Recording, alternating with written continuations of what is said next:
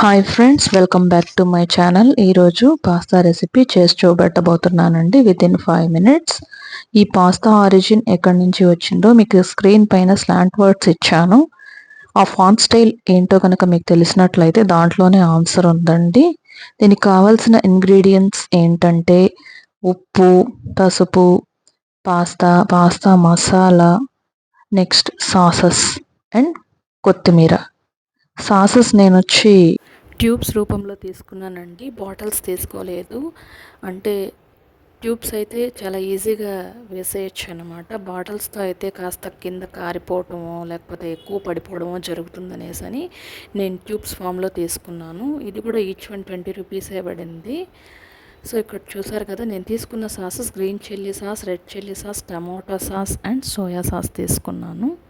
So దానికి కావాల్సిన ingredients కూడా వెనకాల ఇచ్చున్నారండి. ప్రతి ఒక్క ప్రోడక్ట్ అంటే ఏ ఐటెం తీసుకున్నప్పటికీ కూడా ఎక్స్పైరీ డేట్ మాత్రం చూడకుండా ఏది తీసుకోకండి. ఫస్ట్ మనము ఒక ప్యాన్ పెట్టుకోవాలి స్టవ్ మీద. తర్వాత పాస్తాని బాయిల్ చేసుకోవాలి. దాంట్లోనే కాస్త ఆయిల్, సాల్ట్ వేసుకోవాలి. తర్వాత స్ట్రైనర్లో ఫిల్టర్ చేసుకోవాలి. అప్పుడు మనకు స్టిక్కీగా రాకుండా ఉంటుంది. ఇక్కడ బటర్ చూపించాను కదండి, బటర్ కూడా ఒక ఇంగ్రీడియంటే. దానికి సంబంధించిన ఒక క్వశ్చన్ అడుగుతాను. Who invented vaccination? ఆ బటర్ పేపర్ పైనే ఉంది. మీకు ఆన్సర్ కూడా తెలిస్తే కామెంట్ బాక్స్లో పోస్ట్ చేయండి. నేను ఆన్సర్స్ అన్నీ కూడా వ్లాగ్ లాస్ట్లో రివీల్ చేస్తాను.